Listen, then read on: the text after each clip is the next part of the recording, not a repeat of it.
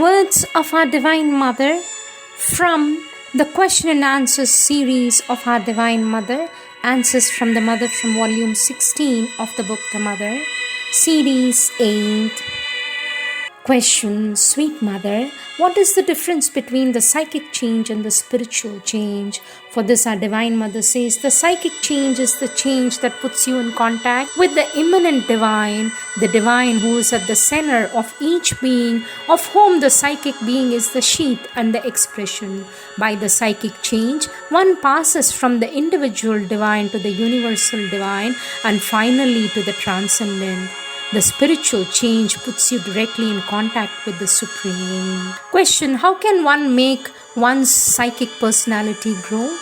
For this, our Divine Mother says, it is through all the experiences of life that the psychic personality grows, forms, grows, develops, and finally becomes a complete, conscious and free being. This process of development goes on tirelessly through innumerable lives, and if one is not conscious of it, it is because one is not conscious of one's psychic being, for that is the indispensable starting point. Through interiorization and concentration, one has to enter into conscious contact with one's psychic being. This psychic being always has an influence on the outer being, but that influence is almost always occult, neither seen nor perceived nor felt, save on truly exceptional occasions.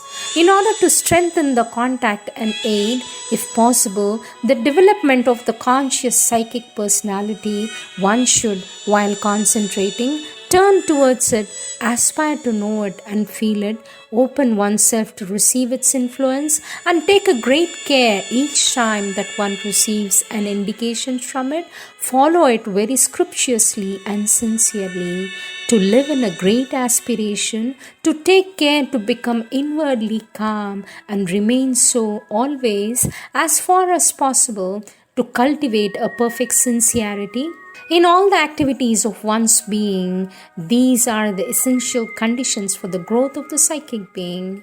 Question: Sweet Mother, how can one draw energy into oneself from outside? For that, our Divine Mother says, that depends on the kind of energy one wants to absorb, for each region of the being has a corresponding kind of energy. If it is for the physical energy, we absorb it principally through respiration, and all that facilitates and improves respiration increases at the same time the absorption of physical energy. But there are many other kinds of energy, or rather, many other forms of energy which is one and universal, and it is through the various yogic exercises of breathing, meditation, japa and concentration that one puts oneself in contact with the various forms of energy. Next question: Sweet Mother, what are these forms of energy and how do they help us in our sadhana? For this, our Divine Mother says, each region of the being and each activity has its energies. We may classify them generally into vital energies, mental energies, spiritual energies. Modern science tells that matter is ultimately nothing but energy condensed. Our yoga being integral, all these various forms or kinds of energy are indispensable to our realization. Sweet Mother, how can one silence the mind, remain quiet, and at the same time have an aspiration, an intensity or a widening? Because as soon as one aspires, isn't the mind that aspires? For this, our Divine Mother says, no, aspiration as well as widening and intensity comes from the heart, the emotional center, the door of the psychic, or rather the door leading to the psychic. The mind by its nature is curious and interested. It sees and observes. It tries to understand and explain. With all this activity, it disturbs the experience and diminishes its intensity and force. On the other hand, the more quiet and silent the mind is, the more can aspiration rise up from the depths of the heart in the fullness of its ardor. Question: how can one eliminate the will of the ego? For this, our Divine Mother says, this amounts to asking how one can eliminate the ego. It is only by yoga that one can do it. There have been throughout the spiritual history of humanity many methods of yoga which Sri Aurobindo has described and explained for us in the Synthesis of Yoga. But Before eliminating the will of the ego, which takes a very long time, one can begin by surrendering the will of the ego to the divine will at every opportunity and finally in a constant way. For this, the first step is to understand that the divine knows better than we what is good for us and what truly we need, not only for our spiritual progress but also for our material well-being, the health of our body, and the proper functioning of all the activities of our being. Naturally, this is not the opinion of the ego, which thinks it knows better than anyone else what it needs and claims for itself independence of judgment and decision.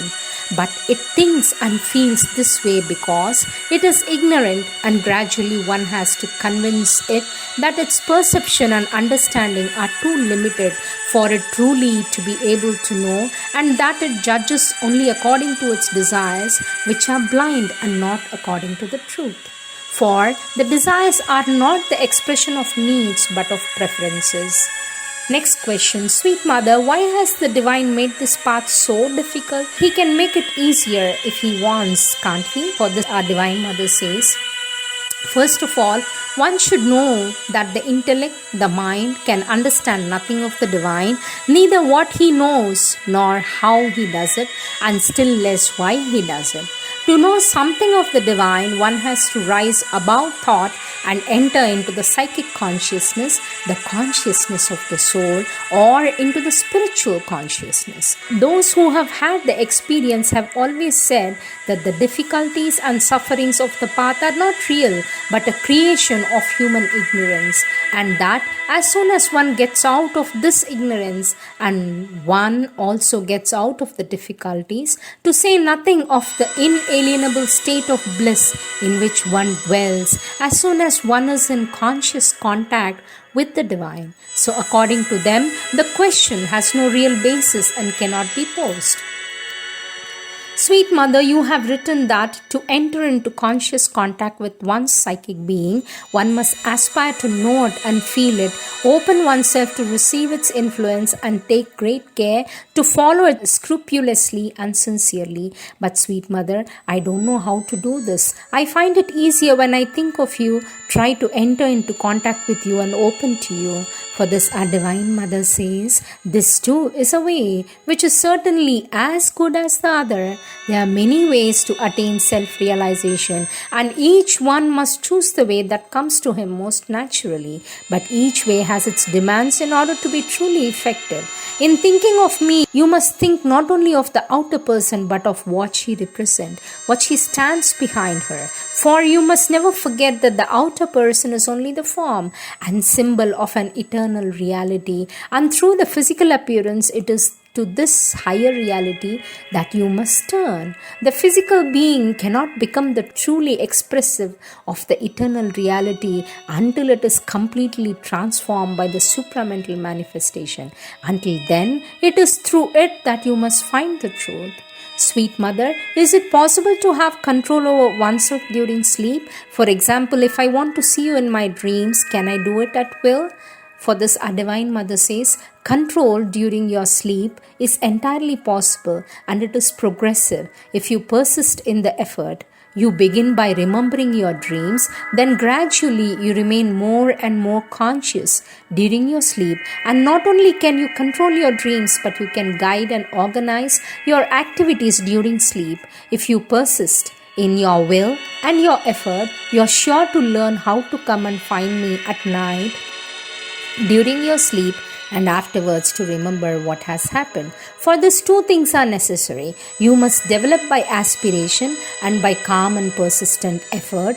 Concentrate your thought on the will to come and find me. Then pursue this thought first by an effort of imagination, afterwards in a tangible and an increasing real way until you are in my presence. Second, establish a sort of bridge between the waking and the sleeping consciousness, so that when you wake up, you remember what has happened. It may be that you succeed immediately, but more often it takes a certain time. You must persist in the effort. Next question. Sweet Mother, what is the role of the soul? For this, our Divine Mother says, but without the soul, we won't exist. The soul is that which comes from the Divine without ever leaving Him and returns to the Divine without ceasing to be manifest. The soul is the Divine, made individual without ceasing to be divine. In the soul, the individual and the Divine are eternally one.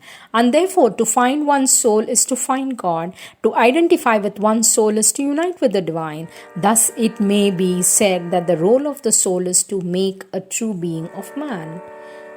Sweet Mother, is it possible to have a correct conception of the Divine?